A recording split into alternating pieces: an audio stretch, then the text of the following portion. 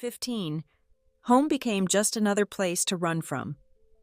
The streets welcomed her with open arms, offering belonging through a local gang that didn't ask questions about her past. Violence became her new language, and chaos her comfort zone. Unconfirmed whispers of robberies followed in her wake, though only the scars from countless fights could tell the true story of those dark days. Then came 2009, her 16th year, when fate dealt another cruel hand. A drunk driving accident at 62 miles per hour sent her body through the windshield, while her friend, protected by his seatbelt, walked away largely unscathed. For 2 weeks she danced with death in a coma while skilled surgeons pieced together her shattered form like a broken mosaic. But sometimes light finds its way through the smallest cracks. During her recovery, doctors discovered an unexpected miracle. Mitzi was carrying a child, a baby girl. In that moment, looking down at the ultrasound image, she saw herself reflected in this unborn soul, another innocent life teetering on the edge of circumstance. This time, though, she had the power to change the story.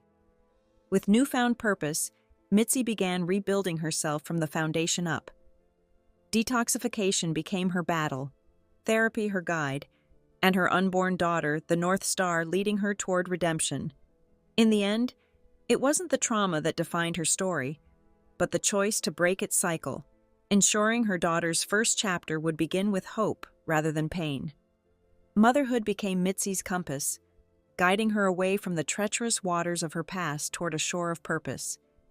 With her daughter's first cry, a new chapter began, one written not in the ink of trauma, but in the promise of protection and change. In the months following her daughter's birth, Mitzi channeled her hard-won wisdom into action. Her past, once a heavy burden, transformed into a powerful tool for change. She began visiting schools and community centers, armed with a mission that burned bright in her heart: to prevent other children from experiencing the horror she had endured at 8 years old.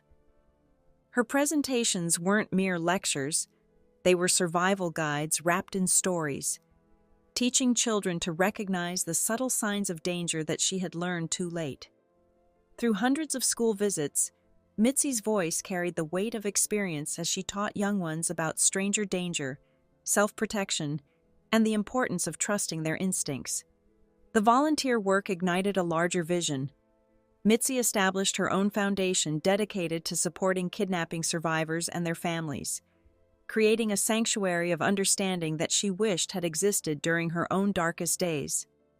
Her program evolved into a comprehensive platform that bridged the gap between survival and healing. Life had tested Mitzi twice, first through kidnapping, then through near death, and twice she had emerged stronger.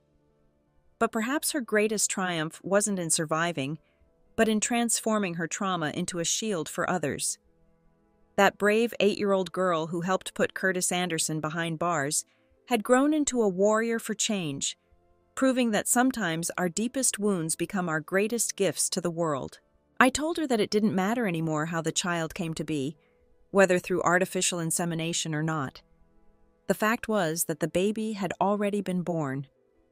"Muyunshi, let's get divorced," I said. She replied coldly, "Fine, let's divorce.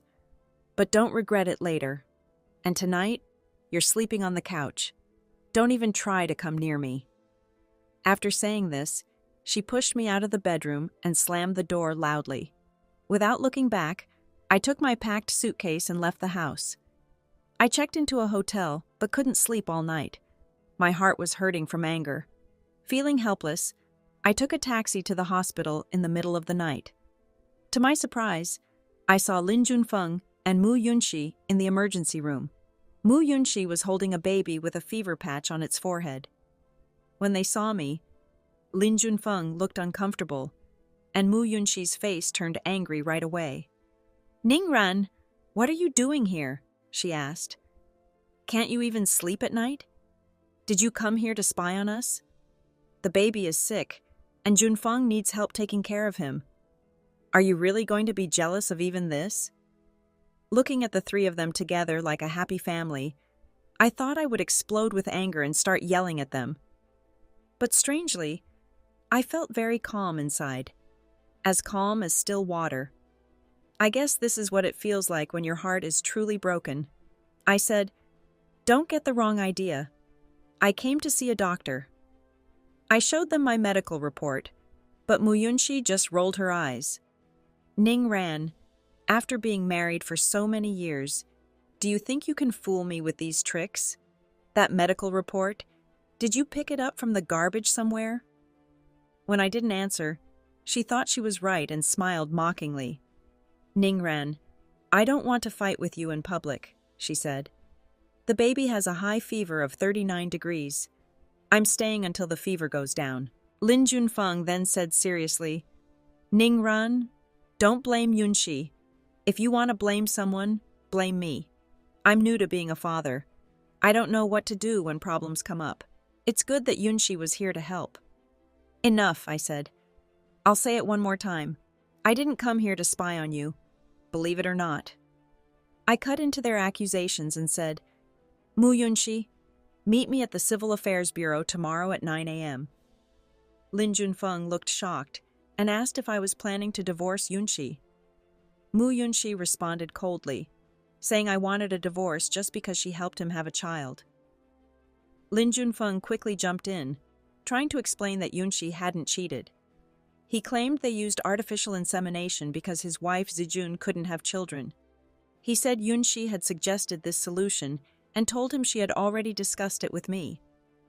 I laughed bitterly and said, "Lin Junfeng, stop pretending. You blocked Mu Yunshi on WeChat yesterday and posted something just for me to see, didn't you?"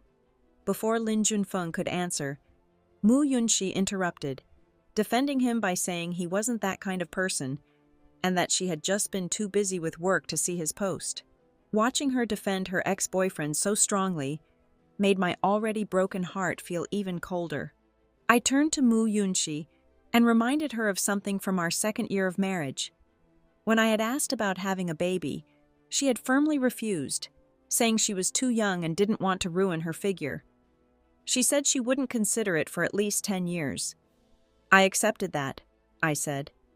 But what happened? You wouldn't have a baby with me, but you had one with another man. Doesn't having Lin Junfeng's child affect your figure? Think about it. Have you treated me fairly? Mu Yunshi just looked down and said nothing. I firmly stated that the divorce was happening, no matter what excuses they made. Mu Yunshi finally lifted her head and angrily agreed to meet at the Civil Affairs Bureau. Lin Junfeng tried to calm everyone down, saying divorce was serious, but Mu Yunshi dismissed his concerns. She said she didn't care about being with someone as narrow-minded as me, and that divorcing sooner would be better. They all left angry. The next day, Mu Yunshi showed up as promised. After we got our divorce papers, she didn't say a word to me. She just gave me a cold look, got into Lin Junfeng's car, and left. I stood there on the street, lit a cigarette, and took a deep breath. Sitting in the smoke, I thought back to my history with Mu Yunshi. During our college days, she was the most beautiful girl on campus, while I was just a regular poor student. Even though I liked her and we were classmates, I never told her how I felt. I didn't think I was good enough for her. In our second year, Mu Yunshi and Lin Junfeng, who was our class leader, started dating. Everyone in class congratulated them, saying they were perfect for each other and meant to be together. But then, right before graduation, Lin Junfeng's family made him go study in another country. They had no choice but to break up. Mu Yunshi took the breakup very badly and went to drink at a bar. I was walking by when I saw 3 men trying to force her into a car. They were clearly up to no good. I shouted at them to stop. The men told me to mind my own business and threatened to beat me up. That night was the first time I ever got into a fight. I fought as hard as I could to protect Mu Yunshi. I managed to win, but I was hurt badly. My head was bleeding, I had cuts all over, and my leg was broken. The men ran away.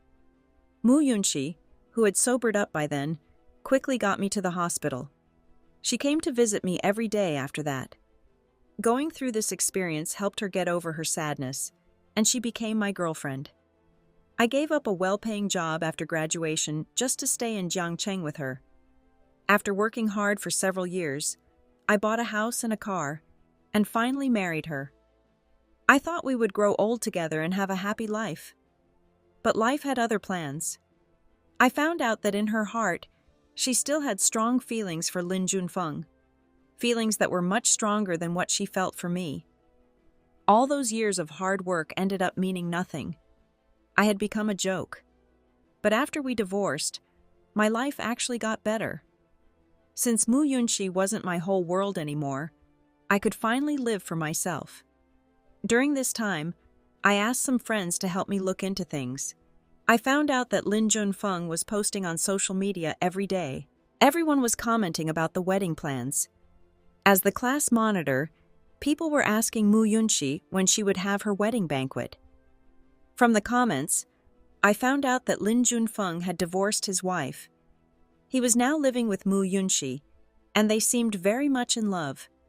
Lin Junfeng replied to everyone saying they had picked a date. They would have both the wedding banquet and their baby's 100-day celebration on the same day. I left a comment wishing them well and liked the post. Not even 5 minutes later, Mu Yunxi called me. "Ning Ran, we've been divorced for 2 months. Why are you leaving such mean comments on Junfeng's post? Your sarcasm is awful," she said. I stayed calm and told her I wasn't being mean. I was just wishing them well. "Yeah, right. You say it nicely, but everyone knows what you really mean," Mu Yunxi said angrily. "Listen, Ning Ran, don't try to mess up my relationship with Junfeng, or you'll be sorry." Just then, I heard Lin Junfeng in the background asking who she was talking to. When she told him it was me, he took the phone. "Ning Ran, thanks for your good wishes," he said with a smile that wasn't really friendly. "Next Sunday is my son's 100-day celebration. You'll come, won't you?" Mu Yunxi seemed confused and asked why he was inviting me. "We're classmates. The more people there, the better," he said. I knew exactly why Lin Junfeng wanted me there. He wanted to show off and make me feel bad in front of everyone. He was still angry at me for something I did in the past. After thinking about it for a moment, I agreed to go. After hanging up, I called Lin Junfeng's ex-wife, Lu Zijun, and asked to meet with her. She agreed right away. When we met, we both felt sad about how our marriages had failed. Lu Zijun was really a wonderful person, young, pretty, successful at work, and took good care of her family. Her only problems were that she couldn't have children and she wasn't the woman Lin Junfeng had always dreamed about. Lu Zijun and I talked for a long time about marriage, love, and how Mu Yunxi and Lin Junfeng had betrayed us. She told me she was planning to leave this place that made her sad. She was moving to another country and had already bought her plane ticket. She asked about my plans, but I stayed quiet and gave her some papers I had prepared beforehand. After reading them, Lu Zijun's face changed a little. Now she understood why Lin Junfeng wanted to divorce her. She thought to herself that she wouldn't let this awful man have an easy time. The 100-day celebration for the baby was busy and full of life, with many old classmates attending. Lin Junfeng wore a nice suit, while Mu Yunxi wore a beautiful white dress that showed off her good looks. Even after having a baby, she still had a great figure. People kept coming up to them, giving their best wishes to the new parents and their baby. When I arrived, everyone started giving me strange looks. They whispered among themselves, wondering why I was there and saying I had some nerve showing up. I could hear them talking about how they never thought Mu Yunxi should have married me. They said I wasn't good enough for the former school beauty, comparing it to a pretty flower being stuck in dirt. They thought only the class monitor was good enough for her. There were rumors that Mu Yunxi was forced to marry me and never really loved me. People said just by looking at my face, you could tell I was a bad person. They wondered if I came to cause trouble, with some even bragging they could beat me up just like in college. As everyone kept making mean comments, Lin Junfeng's smile got bigger. He put his arm around Mu Yunxi's small waist and walked proudly over to me. He said he was surprised I actually kept my promise to come, as he thought I wouldn't show up. I handed him the red envelope without showing any emotion and wished their baby good health. Mu Yunxi looked at me coldly, still not trusting me. Lin Junfeng acted like he didn't care and laughed while patting my shoulder. He thanked me and then said something mean, that he had me to thank for having this son, and suggested making me the baby's godfather. His smile was fake, hiding his real intention to hurt me. The old classmates nearby started talking again, saying I wasn't good enough to be the child's godfather. They said it would bring down the baby's status. They blamed me for getting in the way of Lin Junfeng and Mu Yunxi's relationship years ago, saying they could have been happy much sooner without me. Some even said it was lucky that Mu Yunxi didn't have my child back then, claiming I didn't deserve to have a son at all, looking at my sad situation now. I simply said no to Lin Junfeng's fake offer. During the banquet, Lin Junfeng and Mu Yunxi went around toasting each table. When they came to my table, they completely ignored me and moved on to the next one. I stayed calm and didn't let it bother me, just sitting quietly in my chair. Just as they were finishing their rounds of toasts, a loud cry suddenly filled the hall. It was coming from the baby in the stroller.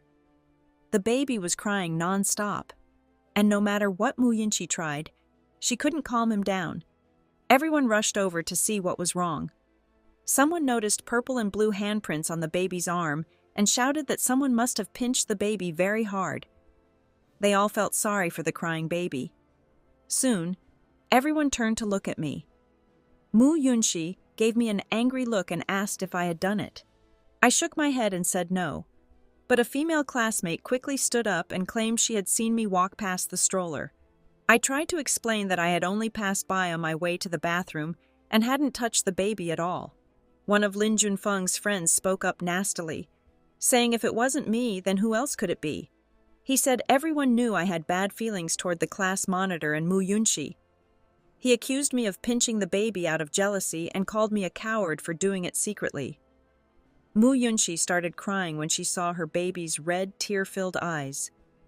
Lin Junfeng's friendly smile disappeared, and he angrily told me that if I had a problem with him, I should deal with him directly instead of hurting an innocent baby. Mu Yunxi pointed at me and demanded I apologize. I strongly denied doing anything wrong and suggested they check the security cameras. I told them they could even call the police if the footage showed I had done it. The female classmate stirred up more trouble, telling everyone not to let me get away with it. Some people even said I should get on my knees and apologize to the baby. Mu Yunxi got more and more angry.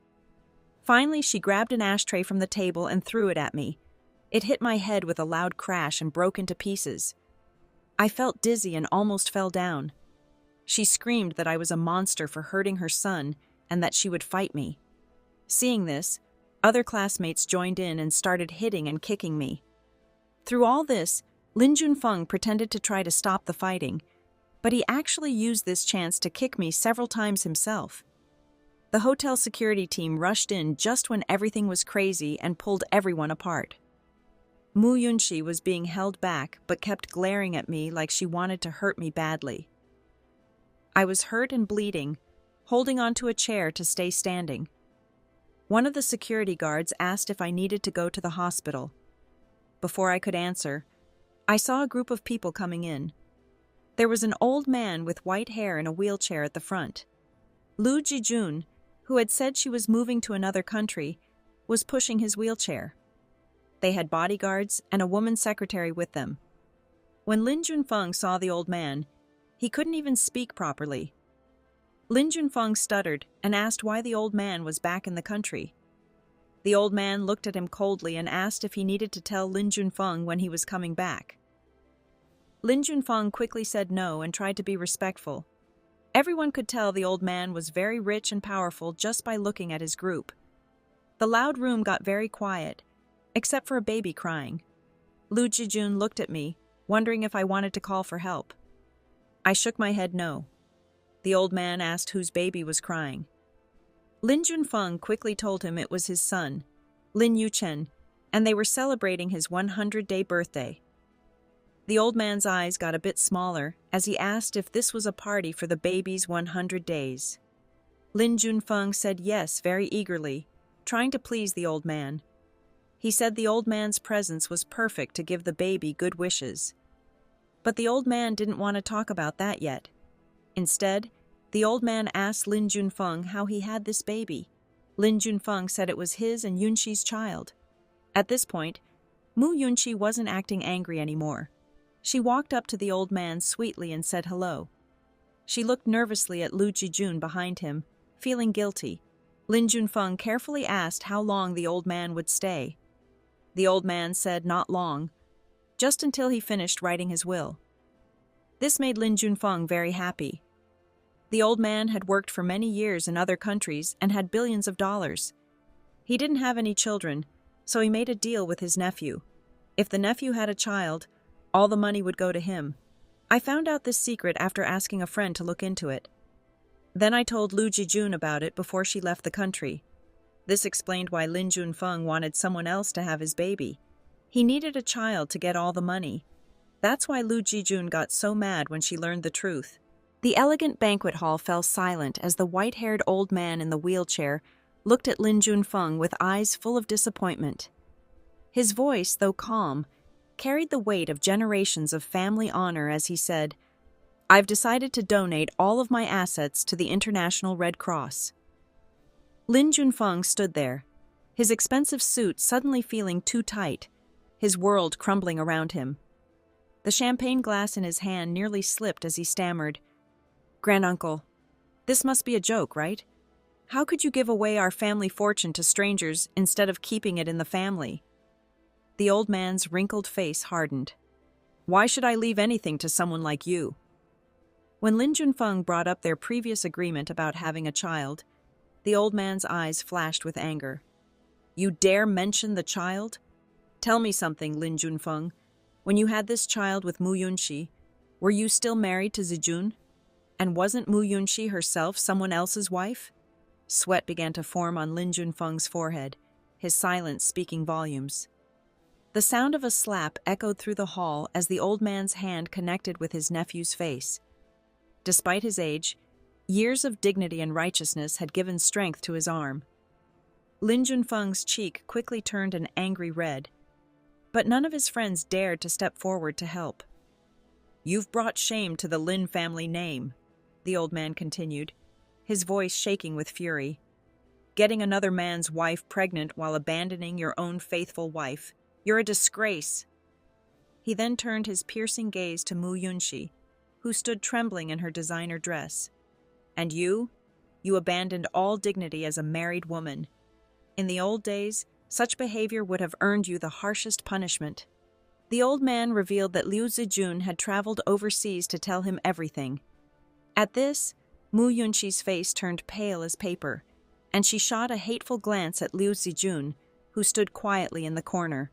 The sound of a baby crying from a nearby stroller only added to the tension in the room. Desperate to save the situation, Lin Junfeng fell to his knees, grabbing his granduncle's wheelchair. "Uncle, please, this is all a misunderstanding. Let me explain." But the old man wouldn't hear it.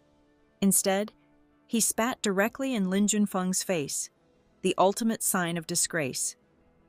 Feeling the warm spittle on his face but not daring to wipe it away, Lin Junfeng clutched at the old man's legs, tears streaming down his face. In a final attempt to save himself, he whimpered, "Uncle, I was foolish. It was all because of Mu Yunxi's seduction. She trapped me." The once proud banquet hall, decorated for a celebration of family legacy, had become a stage for the exposure of betrayal and the destruction of carefully crafted lies. The guests stood frozen, witnesses to the collapse of a family's facade of respectability. Over the years, she had been very focused on giving me a child. I couldn't say no to her constant pressure, so I gave in. "You're right about her bad character. Please forgive me since I'm your nephew," Lin Junfeng begged. "Get out. I don't have a nephew like you anymore," the white-haired old man said angrily. "What are you guards waiting for?" As soon as he spoke, several strong guards came forward and roughly dragged Lin Junfeng away. I can't stand being in this awful place for another moment. Let's go, Liu Zijun said, pushing the old man's wheelchair. Lin Junfeng tried once more to ask for forgiveness, but the guard stopped him from getting near the wheelchair and pushed him down. Junfeng, are you all right? Miao Yunxi came to help him up, but Lin Junfeng suddenly lost control. He grabbed her hair and hit her face hard twice. This is all because of you. If you hadn't tempted me with this stupid idea about having a baby, my uncle's $1 billion would have been mine. It's all your fault. Miao Yunxi's mouth was bleeding from the hits, but she didn't fight back. Instead, she pleaded, "Please calm down, Junfeng. I'm your wife." Wife? What wife? You're nothing to me, Ning Rance. Stop dreaming. I won't marry you. Take your son and leave. Some old classmates stepped in to try to stop the fight. I took one last look at Miao Yunxi before limping out of the hotel. Outside, I saw a white BMW parked on the street. Liu Zijun lowered her window and looked at me. Ning Ran, are you okay? Get in. I'll drive you to the hospital. I said it wasn't needed, that it was just a small injury. Small injury? You're bleeding. Liu Zijun took me to the hospital, helped me register, and waited in line, taking care of everything. After the doctor bandaged my wound, she drove me home. During the drive, I asked if the old man had really decided to give away all his money. Liu Zijun smiled slightly and said, "Whether he gives it away or not, Lin Junfeng won't get any of it. The older generation cares most about respect and proper behavior. You saw how angry he was today. You need someone to take care of you while you heal," Liu Zijun said firmly. I shook my head quickly, trying to wave off her offer. "I can manage on my own," I insisted, then added quietly, "Besides, people might talk if they see a man and woman spending time alone together." Liu Zijun just smiled, brushing away a strand of dark hair that had fallen across her forehead. Her eyes met mine with surprising directness. "What is there to gossip about? We're both single adults." She paused, then added softly, "If it weren't for you, I might never have seen Lin Junfeng's true nature. I thought he just fell out of love with me." There was something in her eyes when she looked at me, a gentleness I hadn't seen directed at me in a long time. "Ning Ran," she said, "you're a good person. Life hasn't been fair to you. Please, let me help take care of you these next few days." Her voice was so sincere, so persistent, that I finally gave in and agreed. Under Liu Zijun's careful attention, my injuries began healing faster than I expected. More than that, I discovered something I had almost forgotten, the warm feeling of being cared for by someone else. It was such a contrast to my marriage with Mu Yinxi, where I had always been the one doing the caring. Back then, I did everything: the laundry, cooking, shopping for groceries, keeping our home clean. Even when I was sick, I would drag myself out of bed to do these things. The work was exhausting, but I never complained. My heart belonged completely to Mu Yinxi. My love for her ran so deep it had become part of who I was, flowing through my veins like blood, woven into my soul like threads of gold. Her happiness was my happiness. When she laughed, my whole world lit up. When she cried, I would gently kiss away her tears, my heart aching with each one. I remember the times she would get sick and stubbornly refuse to take medicine. I would follow her around our apartment, trying every way I could think of to convince her, never giving up until she finally agreed. I was like a moon caught in her orbit, always circling, always watching, always there. Just a year ago, my company's manager had offered me an opportunity to work overseas. When he mentioned it would be at least a year-long assignment, I immediately refused. The thought of being away from Mu Yinxi for so long felt impossible. But when she found out, she called me foolish. "1 year passes in the blink of an eye," she said. "You'd get a promotion and better pay when you return. Why would you say no?" So I listened to her. I took the overseas assignment, believing in her words, trusting in our love. But life had other plans. When I returned home, I learned the crushing truth. During my time away, she had given birth to another man's child. The woman I had given my whole heart to had betrayed me in the cruelest way possible. Sometimes I still caught myself laughing bitterly at the irony of it all. Now, even after my injuries had fully healed, Liu Zijun still came to my apartment every day. She would do my laundry and cook meals, filling my home with a warmth I had almost forgotten could exist.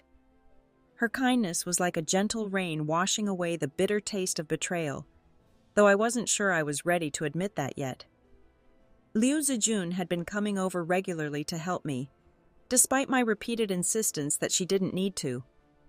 Only a fool would miss the obvious signs of her growing feelings for me. Her gentle presence had become a constant in my life, bringing warmth to my otherwise empty home. One afternoon, while Liu Zijun was busy preparing lunch in the kitchen, an unexpected knock echoed through the house. When I opened the door, I almost didn't recognize the woman standing before me. It was Mu Yunxi, but she looked like a shadow of her former self. Her once glowing face was now tired and aged, marked by dark circles under her eyes. She stood there, clutching a baby in her arms, her body trembling slightly. The story she told me was heart-wrenching. Lin Junfeng, after discovering he wouldn't inherit his uncle's wealth, had thrown her out in a fit of rage. I couldn't help but notice the bruises on her arms and the wound on her forehead, clear signs of the abuse she had endured. There was a time when even the smallest scratch on her finger would have sent me into a panic, making me lose sleep for days. But now, looking at her injuries, I felt strangely detached. "Nian Gran," she sobbed, her voice breaking. "I was so wrong. Junfeng never loved me. He just used me to have a child, and once he got what he wanted, he threw me away like garbage. He's not even human. You're the only person who ever truly cared for me. I regret everything. I regret it so much." She moved toward me, seeking the comfort and protection I had always provided in the past. I stepped back, keeping my face expressionless as I held up a hand to stop her. "Mrs. Lin, please maintain your distance. We are no longer married." The surprise in her eyes was evident. She clearly hadn't expected this cold response from me. "Are you deaf, Ningren?" she asked, her voice rising with desperation. "We have nowhere to go. Junfeng doesn't want us anymore. Would you really be so cruel as to leave me and your former stepchild homeless? The Ningren I knew would never do this." "The Ningren you knew died a long time ago," I replied coldly. "The moment I learned you were carrying Lin Junfeng's child, something broke inside me forever." I paused, the memory still fresh in my mind. "Remember the 100-day banquet? That ashtray you threw? It hit me so hard the doctor said I was lucky not to end up in a vegetative state. That day showed me exactly what I meant to you." Mu Yunxi's face flushed with embarrassment as she tried to defend herself. "Ningren, please listen. Yes, I was angry and acted without thinking. But you were wrong too. You shouldn't have tried to hurt the baby. He's a part of me. Any mother would have reacted the same way." I could hear Liu Zijun's movements in the kitchen pause, likely listening to our conversation. The situation was becoming more complicated by the minute, and I knew whatever decision I made now would affect not just my life, but the lives of everyone involved. The peaceful afternoon was shattered when Liu Zijun emerged from the kitchen, clutching a knife. Her face was hard with anger as she spoke. "Mu Yunxi, stop lying to yourself and everyone else. I had people check the hotel security cameras. It was Lin Junfeng who hurt that child, right in front of you. So tell me, why did you throw that ashtray at innocent Ningren instead of the real culprit?" Mu Yunxi stood there, her face pale with shock. After a moment of confusion, something seemed to click in her mind. Her voice came out sharp and angry. "Liu Zijun, what are you even doing in my husband's house?" Liu Zijun's laugh was bitter and mocking. Your husband's house? Wake up, Mu Yunshi. You've been divorced for 3 months now. Aren't you embarrassed to still call him your husband? Mu Yunshi's voice turned desperate, almost breaking as she screamed, Ning Ran belongs to me. Even if we're divorced, his heart is still mine. And you? She pointed a shaking finger at Lu Zijun. You're just Junfeng's leftover trash. What right do you have to try and steal him? His feelings aren't yours to decide anymore, Lu Zijun replied calmly, though her hands tightened around the knife handle. Mu Yunshi turned to me then, her eyes filled with tears. Ning Ran, remember? You promised to love me forever. You even swore it. Have you forgotten everything? Don't you love me anymore? I took a deep breath, feeling the weight of years of pain in my chest. Mu Yunshi, I'll tell you this one last time. Yes, I loved you once, deeply and truly. But that's in the past now. We both need to move forward with our lives. I won't interfere in yours, so please stop interfering in mine. Without waiting for her response, I closed the door firmly. But I could still hear her outside, crying and banging on the door. Her voice was breaking as she begged, Ning Ran, I was wrong. I know I made mistakes. Please, for all the years we spent together, forgive me just this once. I promise I'll change. I'll give you children, as many as you want. Ning Ran, please say something. I stood there with my fists clenched so tight my knuckles turned white, forcing myself to ignore her pleas. That's when I felt Lu Zijun's warm hands wrap around me from behind, and her soft lips pressed against my cheek. Don't let her manipulate you, she whispered. She doesn't deserve another chance. I nodded silently, knowing she was right. After what felt like hours but was probably just 15 minutes, Mu Yunshi's cries finally faded away. From our balcony, I watched her walking away with her child. Under the orange light of the setting sun, her shadow stretched long and broken across the pavement, just like the life she'd chosen. A month later, I received a call from an old classmate that shook me to my core. Lin Junfeng and Mu Yunshi were both dead. When I asked what happened, my classmate's voice was heavy with sadness. He told me that after Mu Yunshi married Lin Junfeng, her life had become a nightmare of daily abuse and violence. The news came through my phone late that night. My hands trembled as I read the police report. Lin Junfeng, in his drunken stupor, had unleashed his final act of brutality. Mu Yunshi's face had been beaten beyond recognition, a canvas of purple bruises and swollen flesh. But this time, something inside her had finally snapped. They found her methodically cleaning the apartment first, wiping away his vomit, tenderly feeding their child one last meal. Then, with the precision of someone who had rehearsed this moment 1,000 times in her mind, she retrieved the kitchen knife. What she did to Lin Junfeng wasn't just murder. It was an explosion of years of suppressed rage. The detectives at the scene, hardened veterans who had seen it all, had to step outside for air when they discovered what remained of him. The most chilling detail wasn't the violence, but the aftermath. Mu Yunshi, with an eerily peaceful expression, had sealed every window and door, turned on all the gas burners, and gathered her child in her arms. They found them like that, mother and child, looking as if they were simply sleeping. A tragic lullaby of desperation and love. I set my phone down, feeling a complex wave of emotions wash over me. There was sadness, yes, but also a haunting sense of inevitability. Some stories are written in blood long before their final chapter. The only true innocent in this tale was the child, caught in a web of adult sins. Darling, the voice pulled me from my dark reverie. There stood Lu Ziyuan, radiant in a pure white wedding dress that seemed to glow with an otherworldly light. The contrast between the horror on my phone and her angelic appearance was almost surreal. "What do you think?" she asked, twirling slowly. "Is it too much?" "It's perfect," I managed, though I winced at the price tag. "But perhaps we should consider something more." Oh, her eyes sparkled with barely contained excitement. I nearly forgot to tell you. Uncle Lin, he's adopted me officially.